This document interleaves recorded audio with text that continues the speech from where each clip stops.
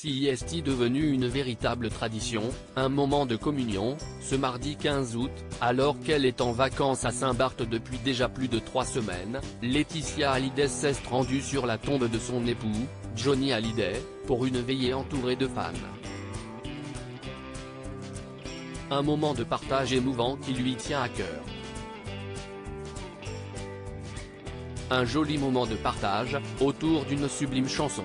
Arrivée à Saint-Barth depuis fin juillet pour ses vacances d'été, Laetitia Hallyday a choisi le 15 août pour retrouver les fans de son mari, Johnny Hallyday, autour de sa tombe ce mardi. Et comme elle le fait chaque année, CIST avec qu'elle a profité d'une superbe veillée, particulièrement émouvante, au son de la chanson Sur ma vie qui raconte l'histoire d'un amour perdu.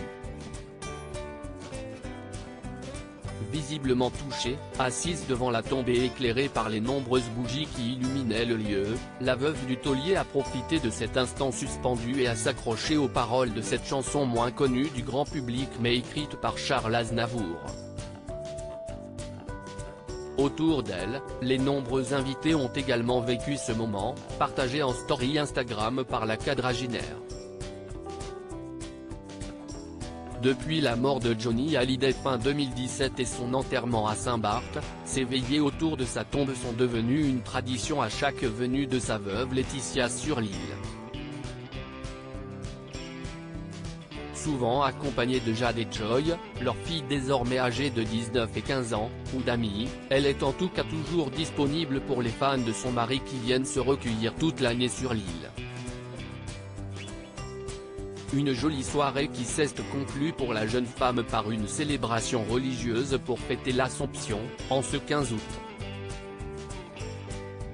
Toujours vêtue de sa longue robe blanche, et très souriante, la petite fille de Mamie Rock a suivi les habitants de l'île pour une procession dans les rues jusqu'à une petite église.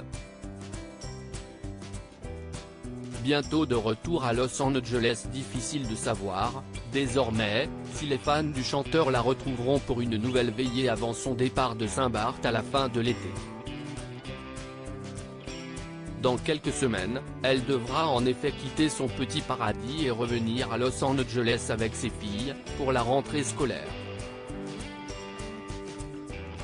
Et cette année, un gros changement va s'opérer, si Joy, qui vient de passer son brevet, continuera sa scolarité au lycée français de Los Angeles, son aînée Jade Hallyday, quant à elle, débutera ses études supérieures dans une école de mode réputée de la ville.